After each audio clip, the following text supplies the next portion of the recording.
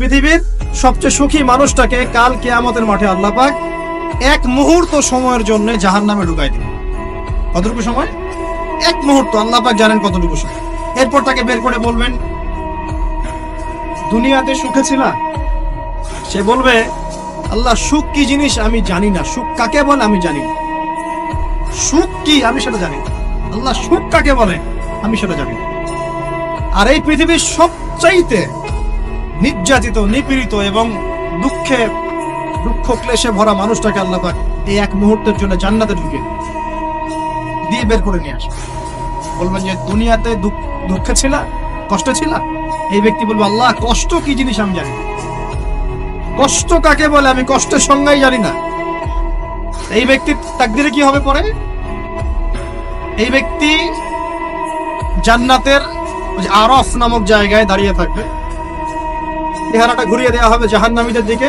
সে বলবে যে আল্লাহ চেহারাটা খালি আমাকে জান্নাতের দিকে ঘুরায় দাও, আমি জান্নাতে যেতে চাচ্ছি না, খালি চেহারাটা ঘুরায় দাও বাস। কেন? আল্লাহ বলবেন আর কিছু চাবা না তো? না, আর কিছু চাবো না। ঠিক আছে, চেহারা ঘুরাই দিলাম। এবার চেহারা জান্নাতের দিকে ঘুরে আসে, জান্নাতের আন, জান্নাতের নিয়ামতের স্নিগ্ধতা সব পাচ্ছে সে। এবার বলছে আল্লাহ শুধু দরজার কাছে নিয়ে যেয়ে রেখে দাও, ঢুকতে চাবো না। আল্লাহ বলবেন যে এইবার কথা দিয়ে কথা রাখবা? ঠিক আছে, জান্নাতের দরজার সামনে গিয়ে রেখে দাও। ও বেচারা দরজা ধরে দাঁড়ায় আছে, চিন্তা করবে, ও ভাববে, ওই সময় সে ভাববে, হাদিসে এত স্পেসিফিকলি আসছে, সে ভাববে যে আর কিভাবে আল্লাহকে বলবো, আল্লাহ তো এতদূর পর্যন্ত নিয়ে আসলেন।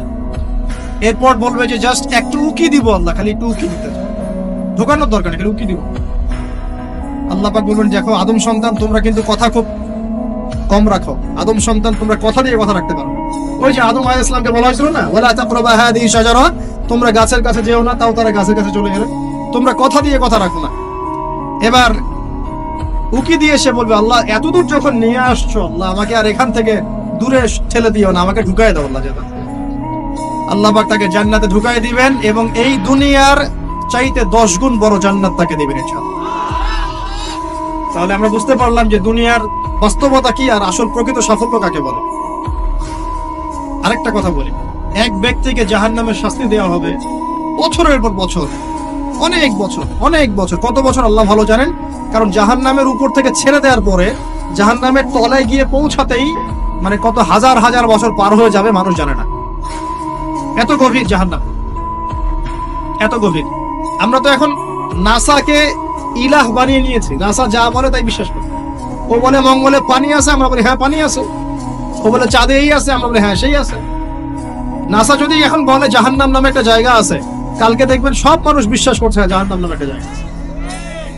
এটা হলো যে সায়েন্সকে আমরা এখন উপাস্য বানাচ্ছি, এটা একটা শিরক, এটা আধুনিক শিরক। আধুনিক আরো শিরক আছে, আল্লাহর হালালকে হারাম করা, আল্লাহর হারামকে হালাল করে দেওয়া। ওইদিকে আমি যাচ্ছি না। এখন পড়তে পড়তে পড়তে একটা জায়গা তাকে দাঁড় করিয়ে দেওয়া হবে, আযাব দেওয়া হবে, আযাব দেওয়া হবে, আযাব দেওয়া হবে। এক পর্যায়ে সে চিৎকার করতে থাকবে, ইয়া মান্নান ইয়া হান্নান, ইয়া মান্নান ইয়া হান্নান। এভাবে চিৎকার করতে করতে, এগুলো আল্লাহ পাকের নাম। এগুলো কি? আল্লাহ পাকের নাম। আল্লাহ পাক বলবেন, দেখো জাহান্নামের অতল গভীরে কোন আমার বান্দা আমাকে ডাকছে, কি হাজত তার, নিয়ে আসো। ওকে জিজ্ঞাসা করা হবে কি প্রয়োজন। সে শাস্তির অভিযোগ করবে, শাস্তির অভিযোগ করে তাকে বলবে যে আমার এই শাস্তি আমি সহ্য করতে পারছি না, আল্লাহ আমাকে এইটা দাও, সেটা দাও আমাকে, আমি যেখানে থাকি সে থাকার জায়গাটা ভালো না, আমি যেখানে বসি বসার জায়গা ভালো না। এরকম অনেক কথা বলতে থাকবে। আল্লাহ পাক তখন তার গুনাহগুলোকে স্মরণ করাবেন, মানে তার এই অবস্থা কেন হলো এটা স্মরণ করা। এবার সে ব্যক্তি পিছনে ফিরে, তাকে আবার পাঠিয়ে দেওয়া হবে, যাও পিছনে ফিরে যাও। তো যেতে যেতে সে তাকাবে পিছনে ফিরে, বারবার তাকাবে আর বলবে, আল্লাহ তোমার রহমতে আমাকে একবার সেখান থেকে তুমি বের করে নিয়ে আসছো, আল্লাহ দ্বিতীয়বার আমাকে সেখানে পাঠাও। আমি তোমার রহমতের আশা রাখি যে তুমি আমাকে মাফ করে দিবে। আল্লাহ পাক বলবেন, আমার রহমতের ওসিলায় সে আমার কাছে চেয়েছে, যাও আমি তাকে মাফ করে দেব। এই জাহান্নাম থেকে বের করেও আল্লাহ পাক অনেক মানুষকে কি করবেন? জান্নাতে দিবেন ইনশাআল্লাহ। একজন ব্যক্তির কথা আসছে, 99টা খুন করেছে, তওবা করার সুযোগ আছে কিনা খুঁজতে গিয়েছে। এক আবেদ যে ইবাদত করে, আলেম না আবেদ, সে বলেছে কোনো মাফ নাই, ওকেও হত্যা করে 100 পূর্ণ করেছে। পরে অন্য এক আলেমের কাছে গিয়ে তওবা করেছে। আল্লাহ পাক তার জান কবজের সময় ফেরেশতাদের দূরত্বকে পরিমাপ করে এই ওসিলায় আল্লাহ রাব্বুল আলামিন তাকে মাফ করে দিলেন। আরেক ব্যক্তিকে মাফ করেছেন আল্লাহ রাব্বুল আলামিন, যে তার সন্তানদেরকে বলেছিল আমি মারা গেলে আমার লাশটাকে পুড়িয়ে ফেলবা, অর্ধেক ছাই বাতাসে ভাসিয়ে দিবা, অর্ধেক ছাই সাগরে ভাসিয়ে দিবা, বাতাসে উড়িয়ে দিবা, সাগরে ভাসিয়ে দিবা।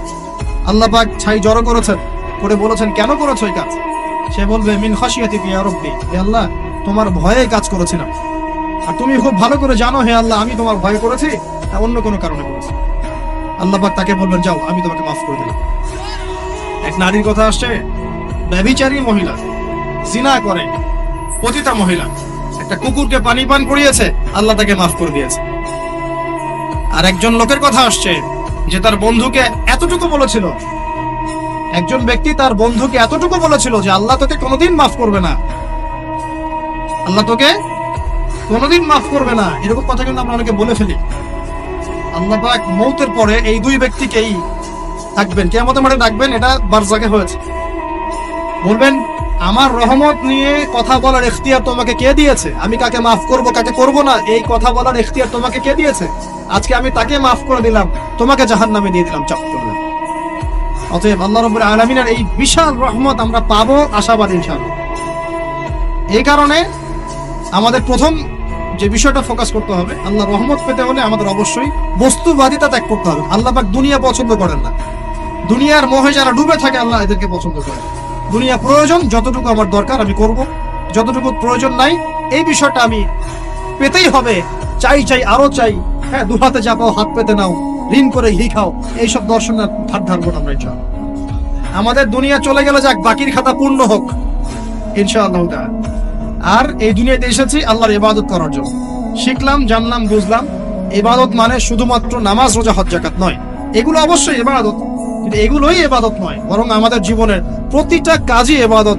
আমাদের স্ত্রীর মুখে ভাত তুলে দেয়া পর্যন্ত, একটা মুসলিম ভাইয়ের সাথে হাসি মুখে কথা বলা পর্যন্ত, মুসাফা করা পর্যন্ত, এভরি সিঙ্গেল ওয়ার্ড যে আমরা এই দুনিয়াতে করি, এগুলো ইনশাআল্লাহ তাআলা ইবাদত বলে কাউন্ট হবে যদি আমরা এগুলোকে তিনটা পদ্ধতিতে করি। এক, আল্লাহর সন্তুষ্টির জন্য করি, দুই, রাসূলের পদ্ধতিতে করি, এবং হালাল খেয়ে করি।